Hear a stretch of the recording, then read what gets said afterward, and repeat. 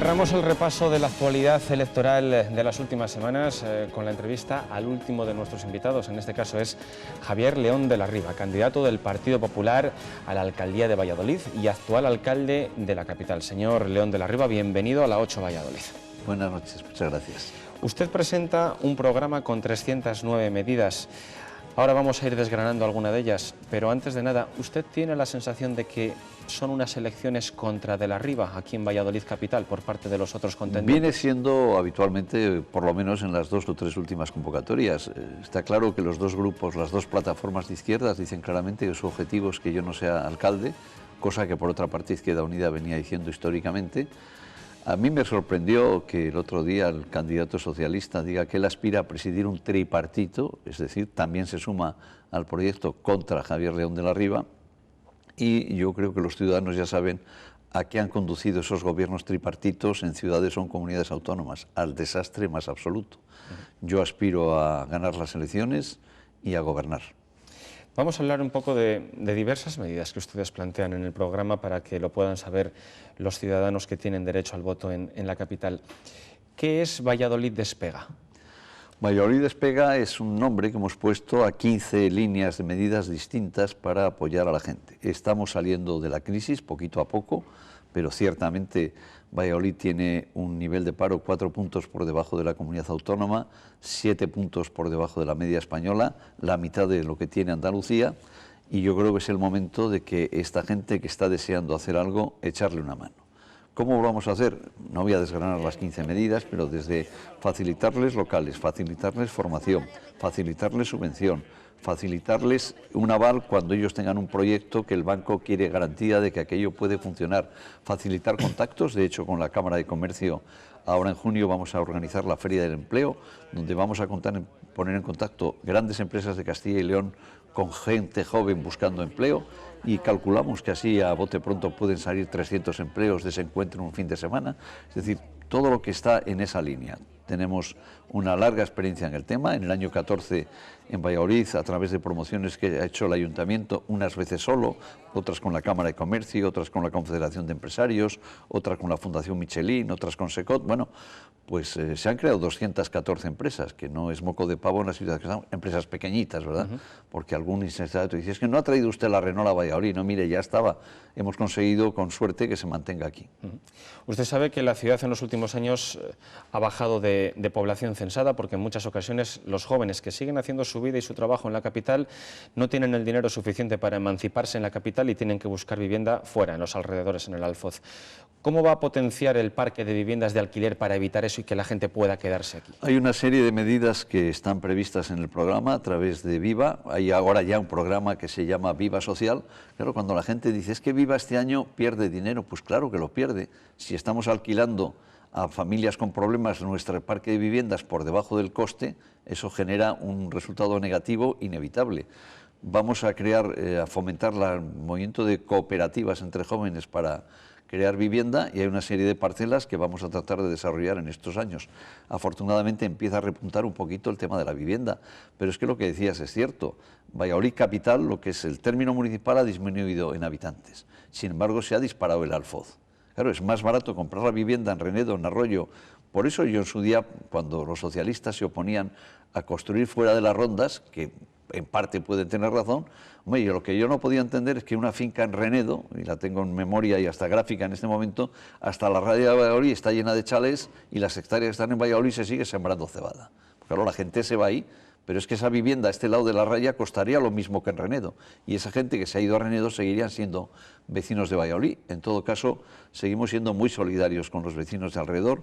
A la mayoría de estos pueblos les suministramos el agua, a la mayoría de estos pueblos, o no a mayoría, una parte importante, creciente, le depuramos las residuales, al 100% de los pueblos de la provincia les tratamos la basura, es decir, Valladolid está haciendo un ejercicio de solidaridad. Y claro, ¿por qué se va la gente a vivir a los...? No es por el atractivo que tengan cada uno de los pueblos, es porque está Valladolid ahí. El foco de atracción es Valladolid, pero al hacer números la gente se va a donde le cuesta un poco más barata la vivienda. Varios partidos de la oposición están planteando remunicipalizar algunos servicios que ahora se dan con empresas privadas. Usted, sin embargo, sigue defendiendo que sean privadas las que lo ejerzan. Yo siempre he dicho que por definición ni lo público es mejor que lo privado, ni lo privado mejor que lo público. Yo he privatizado exclusivamente en 20 años la gestión del agua. El último año de empresa pública, el precio del agua en Valladolid subió un 23%. Desde que se ha privatizado la gestión, que no la titularidad, que sigue siendo municipal, los precios hacen que a día de hoy el agua de Valladolid es la más barata de las capitales de provincia. No lo digo yo, lo dice Facua, que no creo que sea sospechosa. Y además de eso nos ha generado un montón de ingresos al ayuntamiento. Sin embargo, no he privatizado y sigue siendo pública 100% los autobuses, la recogida o el tratamiento de las basuras. Creo que somos la única capital de provincia en España que las basuras, la limpieza, lo mantiene en el sector público, y los autobuses, de las pocas, si queda alguna más capital de provincia que no lo ha privatizado. De los autobuses hablaremos en un momento. Antes quería preguntarle por otra cuestión. ¿Qué es la caja de pruebas diseñada para la sede temporal de lo que ahora mismo acoge el mercado del Val en la Plaza del Poniente? Bueno, ese es un contenedor, digamos que es como un mecano que en su día desmontaremos cuando los industriales se vayan al mercado del Val. La previsión que tenemos es instalarlo en una parcela próxima al centro cívico de Cobaresa, y allí meter gente joven con una especie de vivero de empresas, de nuevos emprendedores, de nuevas ideas, pero muy vinculadas a temas de innovación. Bien. Nos hablaba antes de Aubasa. Llegó el momento de hablar de Aubasa. Sabe usted que a la gente de Valladolid le suele importar mucho lo que ocurre en torno a los autobuses y toda la información que genera. Plantean diversas novedades dentro del servicio de autobuses. Por ejemplo, incorporar 20 autobuses, crear un abono mensual de viajes, incluso la recarga del bonobús a través de Internet. ¿Los precios se van a seguir manteniendo? Bueno, lo que no pueden es bajar en ningún caso, y si subirán muy moderadamente. Hay que tener constancia de que Aubasa es un servicio público y como tanto no tiene que generar beneficios, pero también es bueno que la gente sepa que el 50% de los viajes de Aubasa les pagamos los que habitualmente no utilizamos el autobús. Es decir, del presupuesto de Aubasa, más del 50% es subvención pública pura y dura. Hay que empezar a renovar la flota. De hecho, con algunos de los proyectos financiados europeos van a llegar un par de autobuses eléctricos que van a financiar íntegramente. Pero es bueno, cuando se habla de renovar la flota, con la alegría con la que habla quien no va a gobernar nunca, que los ciudadanos sepan que un autobús de los normales de Valladolid tiene un coste de 300.000 euros. Por eso nosotros hablamos de 20 autobuses en 4 años del mandato. Y bueno, ahí iremos haciendo un esfuerzo, porque es que en esa subvención que el ayuntamiento da a Aubasa para la explotación no va incluido el autobús, es decir, le damos 13 millones o 13 y pico al año para que funcione la empresa, pero además le compramos los autobuses directamente desde el presupuesto municipal. Por eso aquí todo lo que sea abaratar costos o meter más gente gratis en Aubasa es incrementar el déficit. Quiere pedir a la Junta de Castilla y León la transferencia de 2 guarderías que tienen ahora mismo en la ciudad, y quieren hacer también, entre otras cosas, un espacio joven en la zona norte, un centro cívico en La Victoria y un centro de mayores en el centro de la ciudad. ¿Todo eso es realizable? ¿Habrá dinero? Vamos a ver, el Centro Cívico de La Victoria saldrá a licitación en unos días. Lo queríamos haber hecho a finales de año, pero por circunstancias que no voy a decir, no se pudo hacer, pero va en marcha. El Centro Joven de La Rondilla le sacamos y nos lo impugnó la Asociación de Vecinos de La Rondilla, bueno, porque no lo hacíamos donde ellos querían y como ellos querían, pero desde luego va adelante porque efectivamente desde el punto de vista legal tuvimos que aceptar la alegación. Eran 2 edificios y uno de ellos era todavía de la Junta, no era nuestro, y por lo tanto no podíamos invertir ahí. Ahora ya es del ayuntamiento y va a ir adelante. Eso no lo cuestiona nadie. El tema del centro para mayores o algo para mayores en el centro, no he dicho exactamente de mayores, he dicho algo social. Los juzgados antes o después se van a ir al campus de la justicia. En la calle Angustias hay un edificio espléndido que va a albergar, por un lado, la comisaría de policía de la zona centro, que no tiene. Yo, como sabéis, organicé la policía en zonas o distritos, y el quinto, que es el centro, no tiene en este momento una comisaría, pero ahí hay espacio más que suficiente para en el resto del inmueble hacer dotaciones sociales. Y luego hay que recordar que en el Colegio de las Jesuitinas, en la calle López Gómez con Doncellas, sí, que se va a hacer un nuevo hotel, llegamos y yo adquirí un compromiso, y yo los compromisos procuro cumplirles. de que la plusvalía que generaba esa recalificación se iba a dedicar a algo social en el centro. Hombre, no parecía que al lado de un hotel de 5 estrellas meter una cosa de mayores o de gente socialmente, pues porque evidentemente le haces la Pascua al hotel. Pero sí dije, en la zona centro buscaremos un espacio para hacer esa inversión. ¿Y los otros temas que me has dicho? La cesión de 2 guarderías de la Dos Junta de guarderías, Castilla. sí, pero evidentemente vamos a condicionarlo. Las guarderías infantiles que tiene el ayuntamiento en las escuelas infantiles nos cuestan 3,2 millones de euros al ayuntamiento, además de lo que pagan los padres. Cada plaza de guardería infantil o de escuela infantil le cuesta al ayuntamiento 3.113 euros, además de lo que paga el padre. Lógicamente, nosotros pedimos a la Junta que nos transfiera esos 2 centros, pero al coste real de la plaza. No nos pase lo que la delegación del deporte escolar, que nos lo delegó la Junta hace ya muchos años, nos paga 130.000 euros y al ayuntamiento le cuesta 800.000. En esa respuesta, en el inicio, nos hablaba del traslado de los juzgados para convertir el edificio en comisaría cuando se lleve a cabo la Ciudad de la Justicia. ¿Qué opina usted de que la oposición, algunos partidos, quieran echar atrás sus planes del soterramiento ferroviario y de la Ciudad de la Justicia?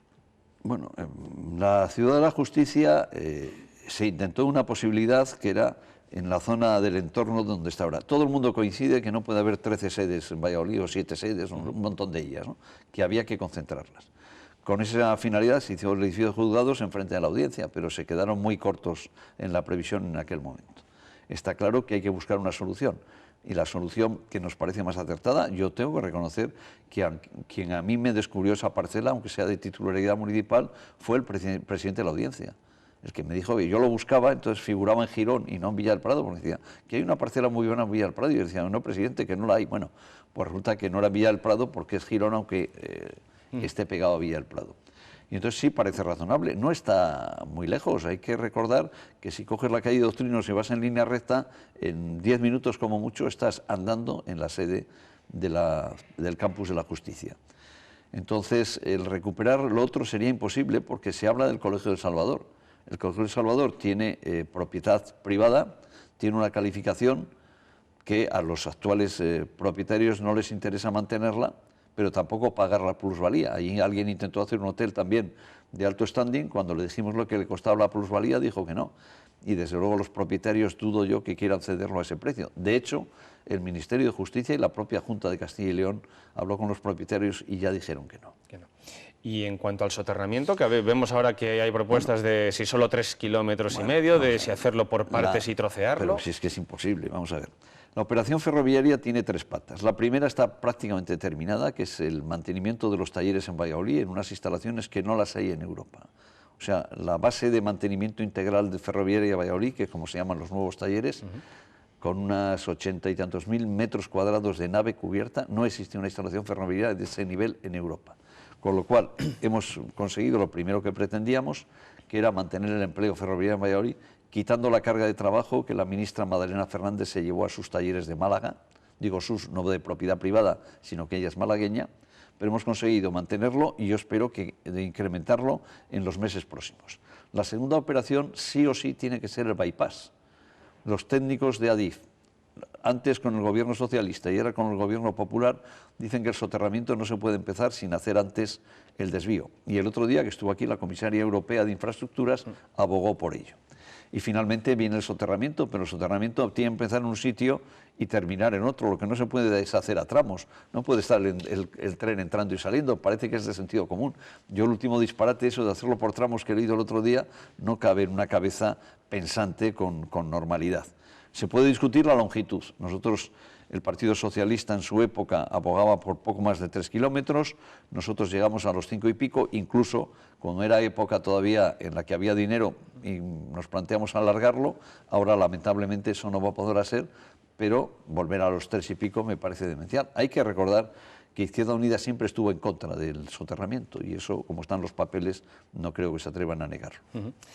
¿Le entraron dudas a la hora de incluir en el programa electoral proyectos como la piscina flotante de Las Moreras, teniendo en cuenta que ya lo tuvo hace 4 años y no se ha llegado a hacer? Sí, me entraron dudas en ese tema, en los 2 grandes temas que además expliqué hasta la saciedad en su momento por qué les aparcaba, que era el Palacio de Congresos y la piscina. No eran cosas prioritarias y estaba claro que con un presupuesto en el año 15 que es 72 millones de euros más bajo que el que tuve en el año 7-8, pues había que hacer recortes, además en el gasto corriente, aquellas inversiones que no eran prioritarias. Sin duda, una de ellas era el Palacio de Congresos, además a lo que se añadía que ese Palacio de Congresos, que en aquel momento hablábamos de un presupuesto como de 70 millones de euros, el 40% lo iba a pagar el Estado, el 40% la Junta y el 20% del Ayuntamiento, como se ha hecho en todos los palacios de Castilla y León, en León, en Salamanca. Lo que pasa que pensábamos que en ese momento nosotros podríamos haber aportado el 20% en estos 4 años y no hay más que ver el superávit con que hemos cerrado el ejercicio. Pero tanto la Administración Central como la Autonómica me dijeron, olvídate que no hay subvención. Por eso lo aparcamos. Y ahora lo reconvertimos en un centro de congresos más modesto. Estamos hablando de 20 millones frente a los 70, además en el recinto ferial, porque eso va a potenciar y va a rescatar el recinto ferial, la feria de muestras, como dicen aquí en Valladolid, porque está en una situación económica complicada. Y la piscina no es prioritaria, desde luego este verano no se va a hacer, pero tampoco tiene un coste desmesurado. Usted sabe que su principal contrincante, por decirlo de alguna manera, Óscar Puente, ha dicho que no va a hacer el Palacio de Congresos, aunque gobierne, aunque sea el alcalde, porque entiende que la ciudad ya no lo necesita. Bueno, antes le quería hacer en la Academia Caballería, era su obsesión, pero me temo que no va a tener la oportunidad de tomar decisiones y además si es consecuente con lo que ha dicho, si no es alcalde deja la política.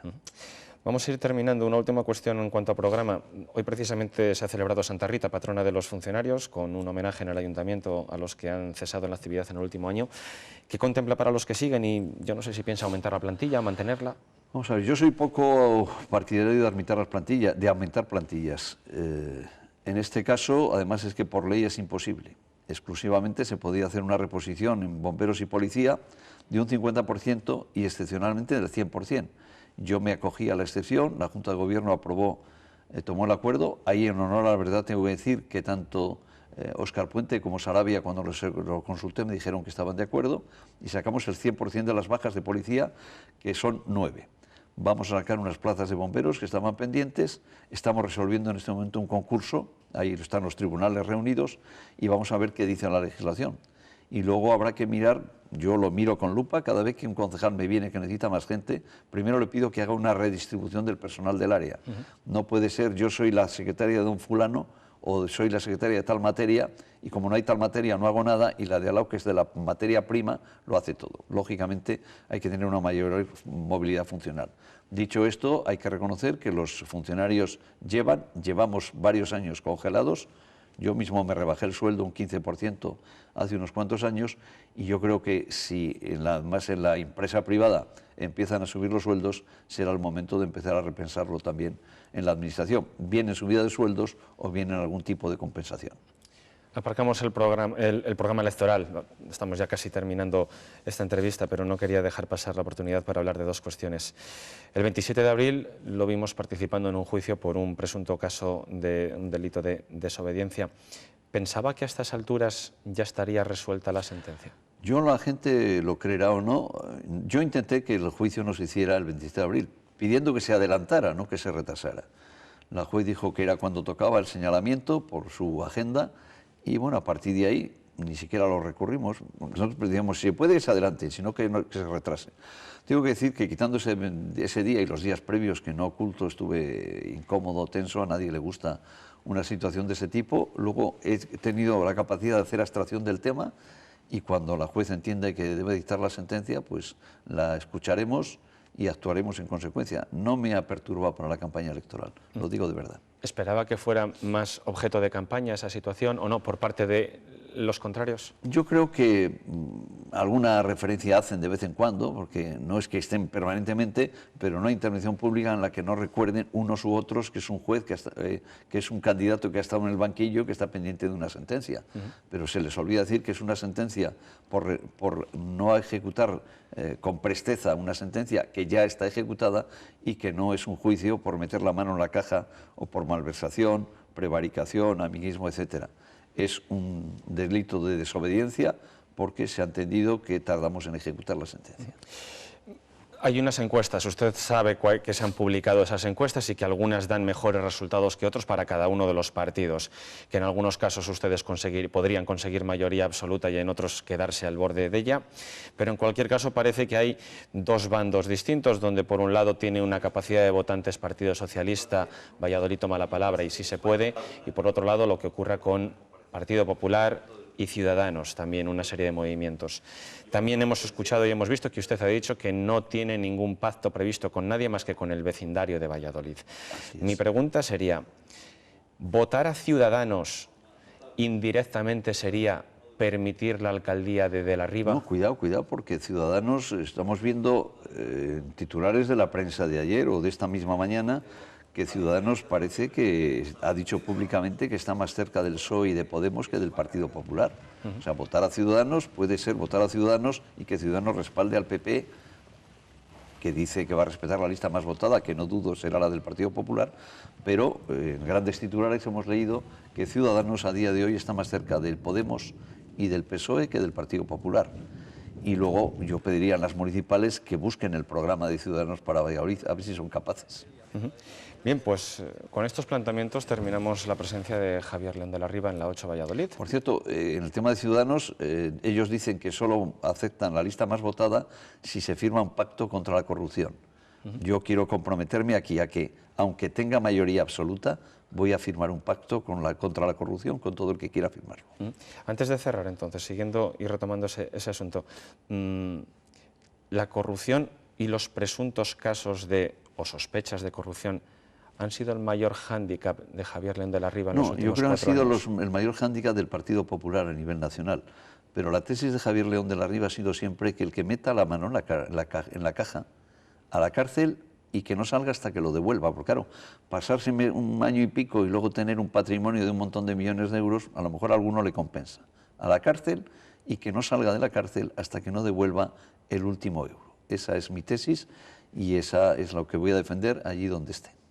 Bien, pues con esa síntesis ponemos el punto final a la presencia de Javier León de la Riva. Esperamos saber los acontecimientos este domingo, ver cuáles son los resultados y poder contar con su valoración en el caso de que siga como alcalde de Valladolid y también si no fuera así. Por supuesto que yo no acostumbro a esconderme y daré la cara, sea cual fuere el resultado de la noche del 24. Bien.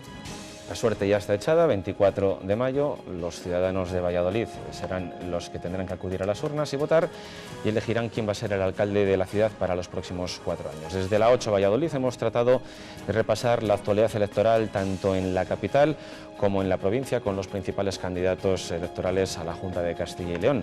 Les invitamos a que este domingo puedan seguir con nosotros toda la actualidad electoral a lo largo de la jornada. Muchas gracias por su atención.